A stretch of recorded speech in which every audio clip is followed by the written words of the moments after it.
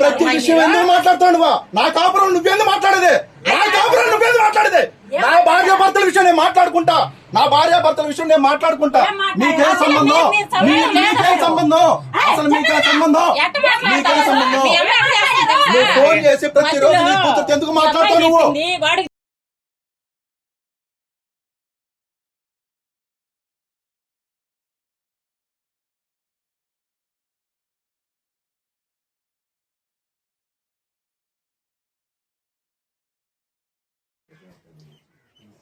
మా పాప పేరుండి నెల్లూరు శ్రీ వైష్ణవి. కొత్తూరు గ్రామంలో మర్రిపాటి రాజేష్ అన్న అబ్బాయికి మ్యారేజ్ చేసాము. మాది పల్లిపాడండి. కానీ అబ్బాయికి పెళ్లి చేసిన 5వ రోజు నుంచి అమ్మాయిని టార్చర్ చేయడం అనేది చాలా మానసికంగా లోపల చాలా ఒత్తిడిగా అమ్మాయిని చాలా ఇబ్బందిగా కలిగించాడు. వాళ్ళ తమ్ముడు, వాళ్ళు నాన్న రామ్మోహన్ రావు, వాళ్ళ తమ్ముడు దిలీపు, అదేవిధంగా వాళ్ళ తమ్ముడు భార్య కళ్యాణి, వాళ్ళ అమ్మ నిర్మలమ్మ, వీళ్ళంతా కూడా కలిసి నా బిడ్డని మానసికంగా లోపల చాలా ఒత్తిడిగా చాలా ఇబ్బంది కలిగించారు. అదే రోజు ఇప్పుడు 4 సార్లు అమ్మాయి పెళ్ళైన కాడి నుంచి 4 సార్లు గొడవలు జరిగి పెద్ద మనుషుల తరఫున కూడా మేము పంపించి విధానం కూడా చేసాము. కానీ మళ్ళీ కూడా అమ్మాయిని మెడబెట్టి గంటేసి కుతుకు పెట్టుకొని గందరగోళంగా చేసి అమ్మాయిని కట్నాలు తెమ్మని కూడా వేధింపులు చేయించడము.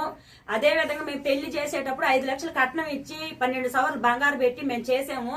అయినా కానీ ఇంకా కూడా మమ్మల్ని ఇట్లా ఈ విధంగా కట్నం తీసుకురమ్మని ఏదో డబ్బులు ప్రెజర్ చేసి అమ్మాయిని, అప్పటికి అమ్మాయి వచ్చి అడుగుతున్నప్పుడు కూడా మేము కొద్దో గొప్ప ఇచ్చి పంపిస్తా ఏదో సర్ద పెట్టి చేస్తుండేము. అయినా కానీ అమ్మాయిని చాలా ఇబ్బందిగా మానసికంగా ఇబ్బంది కలిగించి 4 గోడలు జరిగే విషయాలు కూడా బయట తీసుకొచ్చి పబ్లిక్ చేయడము. వాళ్ళ తమ్ముడు ఏంటంటే వాళ్ళ అన్నబోధులు నేను సాటిస్ఫై చేస్తాను, మా అన్నబోధులు నీకు నేను శారీరకంగా కూడా నేను చెప్పి అమ్మాయిని అడగడము.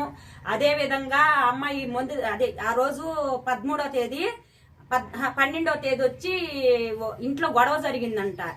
అమ్మాయి 4వ నెల ప్రెగ్నెంట్.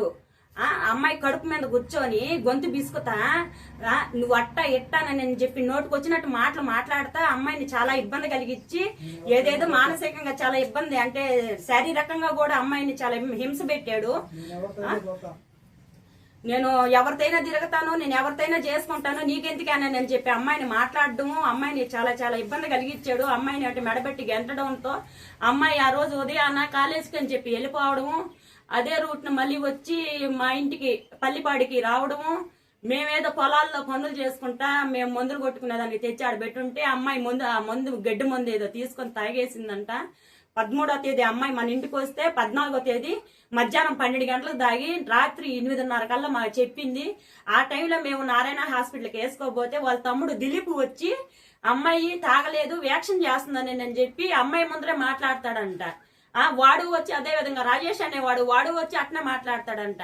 వాళ్ళ అమ్మ వాళ్ళ నాన్నోళ్ళకి ఏం పట్టినట్టుకు పెద్ద ఇదిలో అంటే అమ్మాయి యాక్షన్ చేస్తాం, మాకు డబ్బు అంత ఎక్కువైపోయి మేము యాక్షన్ చేస్తున్నాం. ఆ విధంగా నాకు నా బిడ్డకి న్యాయం చేసే విధంగా ఎవరు కూడా పట్టించుకునే విధంగా ఈ రోజు నా బిడ్డ చనిపోయినా కూడా ఒక ఈడియో వాళ్ళని గాని ఎవరిని ఒక పేపర్ వాళ్ళని గాని పోలీసు వాళ్ళు స్టేట్మెంట్ తీసుకున్నారే గాని మేము వేస్తామని అన్నారే గాని ఇప్పుడు కూడా ఈ రోజుకి కూడా పేపర్లో పబ్లిక్ సిటీ అనేది చేయడం కూడా ఇప్పటికి ఈ రోజుకి లేదు.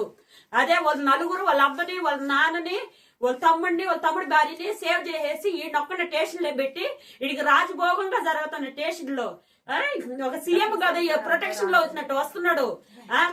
అమ్మాయికి కర్మ చేసే దానికి కూడా మేమెందుకు చేస్తామో తీసుకొని వాళ్ళ ఇంటికి బొమ్మని చెప్పని నేను మాట్లాడుతున్నాడు. మా వాళ్ళు పెద్ద మనుషులు అడిగితే అప్పుడు ఏదో బెదిరించి చేస్తే అప్పుడు తీసుకురావడం, ఆయన ఒక హోమ్ మినిస్టర్ వచ్చినట్టు తీసుకొస్తున్నది పోలీసులు అంతా కలుసుకొని. మిగతా వాళ్ళకి ఎందుకు శిక్ష పడడం లేదు? వాళ్ళందరినీ అంత సేవ్ చేసే వాళ్ళు ఎవరు? ఆయన మండల అధ్యక్షుడు అంట. ఆయన ఆయన ఎంతవరకు ఆయనకేం పిల్లకాయలు లేరా, ఆయనకేం ఆడపిల్లకాయలు లేరా, ఆయనకేం బాధలు లేవా? అదే నా బిడ్డకు జరిగినట్టు ఆయన జరగకుండా పోతాయి అనుకుంటున్నాడా? ఎట్ట చేస్తాడు ఆయన? వాళ్ళని ఎట్ట సేవ్ చేస్తాడు? రాజకీయ పరంగా చేసి వాళ్ళంతా వాళ్ళ ఫ్యామిలీని అంతానే సేవ్ చేసుకొని ఆ విధంగా చేస్తున్నారు సార్.